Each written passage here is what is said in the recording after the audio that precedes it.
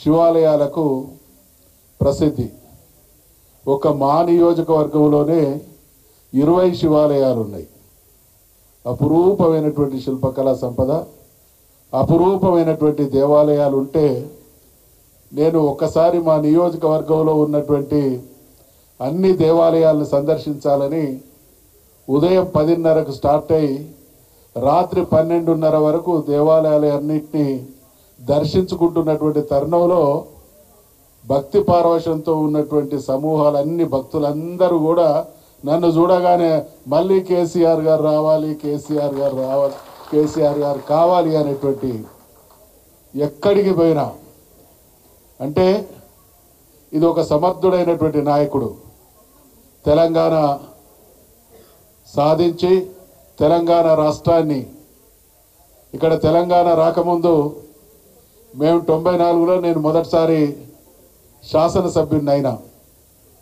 భారతదేశం మొత్తంలో dark areas అంటే భూగర్భ జలాలు అడుగంటినటువంటి ప్రాంతం భారతదేశంలో నంబర్ 1గా ఉన్నది ఆ రోజులలో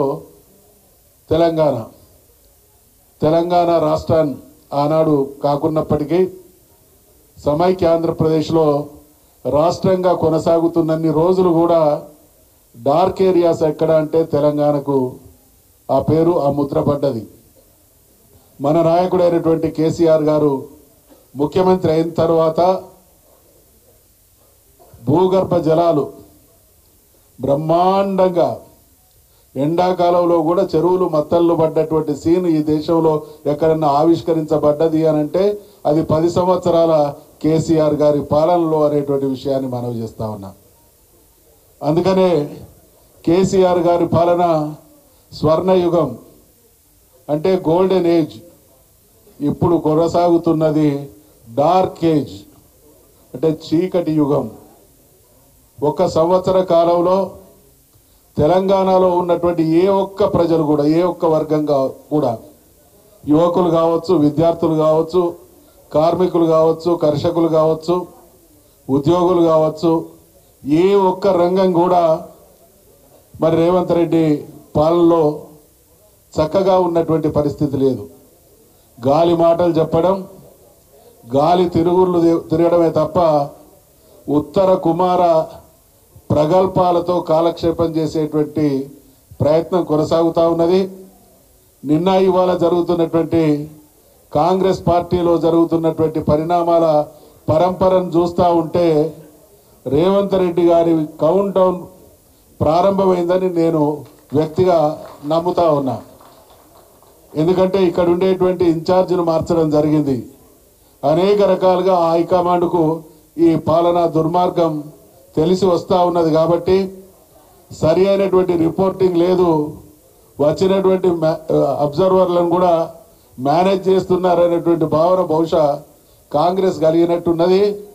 ఈ ఇన్ఛార్జ్ చేంజ్ అనేది కౌంటర్కు నిదర్శనంగా నేను భావిస్తా ఉన్నా. అందుకనే మనమందరం కూడా అప్రమత్తంగా ఉండాల్సినటువంటి సమయం. కేసీఆర్ గారి పాలన ఇందాక మనవి చేసినట్టు ఒక స్వర్ణయుగం, ఒక రాష్ట్రం అస్తవ్యస్తంగా ఉన్నటువంటి పరిస్థితులను చక్కదిద్ది బంగారు బాటలు కేసీఆర్ గారు వేస్తే అద్భుతమైనటువంటి రాష్ట్రాన్ని కాంగ్రెస్ చేతికి వస్తే దాన్ని మళ్ళీ అస్తవ్యస్తం చేసినటువంటి దుర్మార్గపు చరిత్ర తెలంగాణ విషయంలో 1956 నుండి ఈనాటి వరకు ఎప్పుడు ఏ అవకాశం వచ్చినా కాంగ్రెస్ పార్టీ తెలంగాణను చిన్నాభిన్నం చేసిందే తప్ప మంచి చేసినటువంటి దాఖలాలు లేవు. కాబట్టి మళ్ళీ గతవేవం మనకు పునరావృతం కావాలి. మన నాయకుడైనటువంటి కేసీఆర్ గారి సమర్థ నాయకత్వంలో ఈ పార్టీ అధికారంలోకి రావాలి.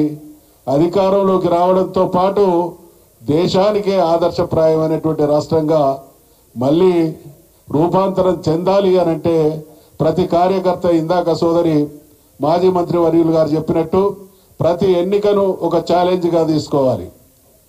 కాంగ్రెస్ పార్టీ వాళ్ళు ఎన్నికల్లో గెలిచేటువంటి సత్తా లేదు. వాళ్ళ పాలనా వ్యవహారం ప్రజల్లో వెల్లువెత్తుతున్నటువంటి వ్యతిరేకత అర్థమవుతా ఉన్నది. కాబట్టి నిన్న ఒక గ్రామానికి పోతే వాళ్ళు ఇండ్ల లిస్టు ఆ ఊళ్ళో 500 ఇండ్లుంటే 300 పేర్ల లిస్టు రాసిల్లట. సాధ్యమవుతుందా ఇది?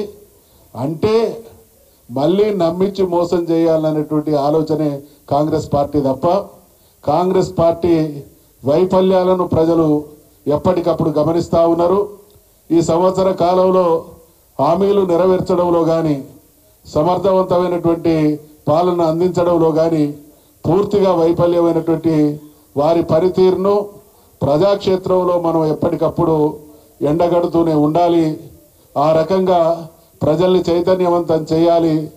తెలంగాణలో ఏకైక పార్టీ తెలంగాణ ప్రయోజనాలకు పనిచేసేది బీఆర్ఎస్ అనేటువంటి విషయంలో ఇప్పుడున్నటువంటి ప్రజానీకానికి కూడా కొంత స్పష్టత వస్తున్నప్పటికీ దాన్ని నిరంతరం ఒక కార్యాచరణగా ప్రజాక్షేత్రంలోకి తీసుకుపోవాలనేటువంటి విషయాన్ని మనవి చేస్తూ తెలియజేస్తూ ఈరోజు పెద్ద ఎత్తున అంటే ఒక నాయకుడు అనుకోని పరిస్థితులలో పార్టీ నుండి పోతే ఆ నాయకుడు ఆయన నాయకత్వాన మిగతా నాయకులు కూడా వాస్తవాన్ని గ్రహించి తండోపతండాలుగా తరలి వచ్చేటువంటి పరిస్థితి వచ్చింది. అంటే ఆ పాలన నిర్వాహకం ఒకటైతే మన పార్టీ మన నాయకత్వం చేసినటువంటి పరిపాలన తీరే ఇందుకు నిదర్శనం. కాబట్టి కేసీఆర్ గారి పాలన అంటే ప్రజలకు భరోసా.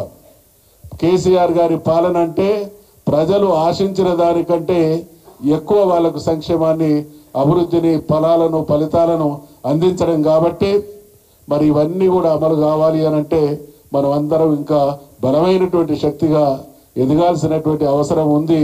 అవకాశాలని అందిపుచ్చుకొని దాన్ని సద్వినియోగం చేసుకోవాలనేటువంటి విషయాన్ని మనవి చేసుకుంటూ సెలవు తీసుకుంటా ఉన్నాం. జై తెలంగాణ.